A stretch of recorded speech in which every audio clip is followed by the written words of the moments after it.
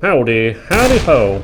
If Nintendo releases a more powerful Switch, I'm pretty sure I won't be able to get one. I used up my luck getting a PS5, Series X, and RTX 3080 all at launch. Instead, I'll be that salty loser on every post about the new Switch like, just make more!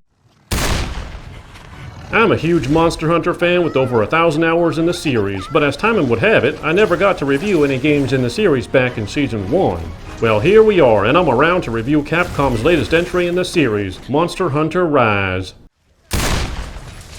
Monster Hunter has always had a very boots-on-the-ground type of combat to it, and that includes the latest entry, World. But knowing adaptability is literally the primary skill you develop playing this game series, I embraced the new wirebug mechanic in Rise. Early on, I found myself using it very little, and it honestly seemed to increase my mobility too much, making hunts far too easy.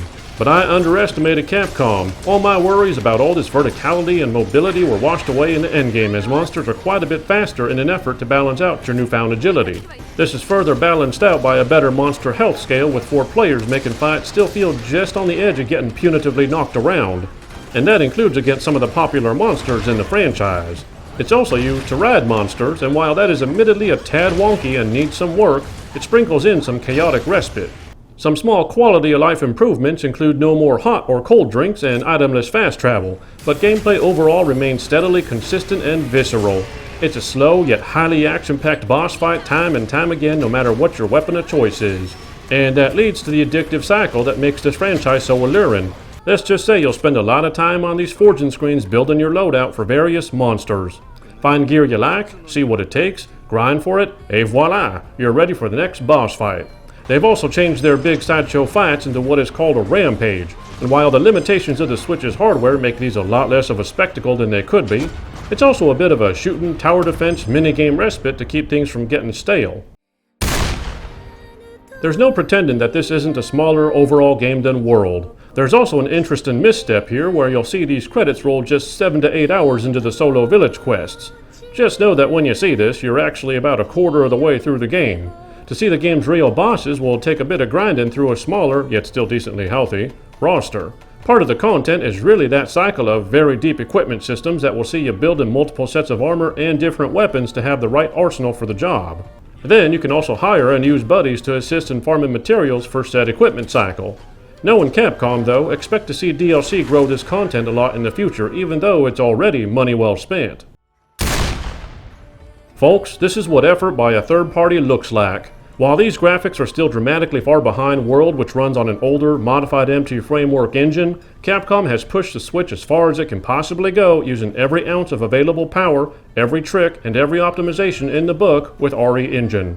The result is the best looking game on the Switch, and probably will be for the rest of time. Just don't look too closely at things or it starts to fall apart. And I'm playing it enhanced by an M Classic. This does all come at a predictable cost though, the frame rate. Particularly late in the game when a party beats soloing for 30 minutes, you'll find most of your combat frame rates in the 20s, even during said soloing. Yet I will summarily say this on the graphics.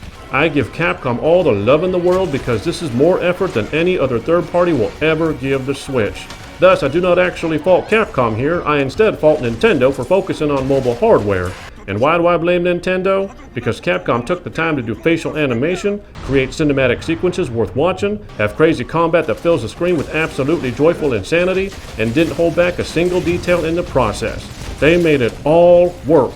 This includes the music being one of the best game soundtracks to bless 2021, right down to the detail of these palicos playing the taiko drums to one of the most sublime songs ever composed for a video game.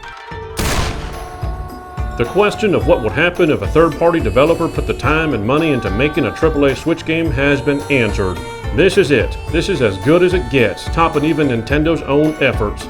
From the classic and challenging gameplay mechanics they maintained to new mechanics they've introduced, this smaller, more intimate Monster Hunter adventure punches above its weight on the Switch. That includes on a technical scale to a point where I look at Nintendo for holding this game back from what it could have been.